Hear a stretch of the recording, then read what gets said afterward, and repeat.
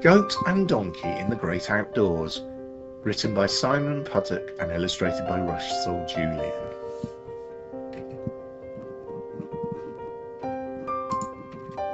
One morning, Goat announced, "I have decided to go on a holiday, a camping holiday in the Great Outdoors." "What a good idea," said Donkey, "and while you're away I'll have lots of peace and quiet to read my book." "Goody," said Goat, "so that's all settled then. But..." "Donkey," said Goat a little while later, "where do you think I should go on my camping holiday?" "Goodness," said Donkey, "haven't you decided yet?" "Not really," said Goat. "I want to go somewhere very special, but I don't know where. Will you help me?" "Well," said Donkey, "perhaps you should decide what sort of place you'd like to go to first. For instance, would you like a hot place or a cold place?"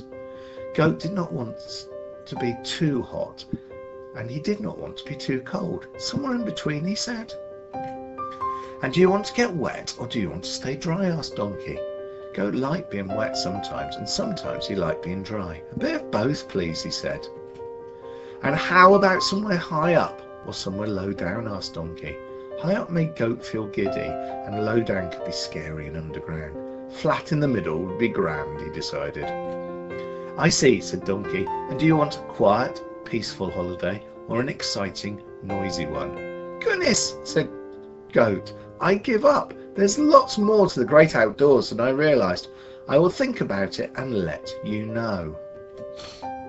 At lunch, Goat said, "Donkey, I have thought and thought, and I've decided that I would like to go somewhere just like here.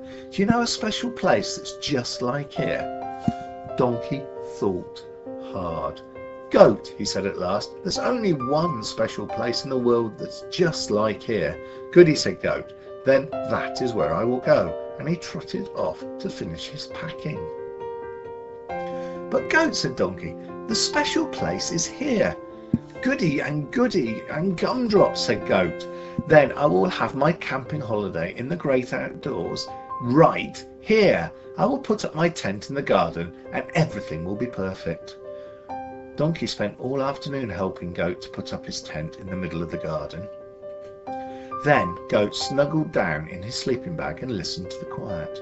Perhaps, he thought, it was a little too quiet.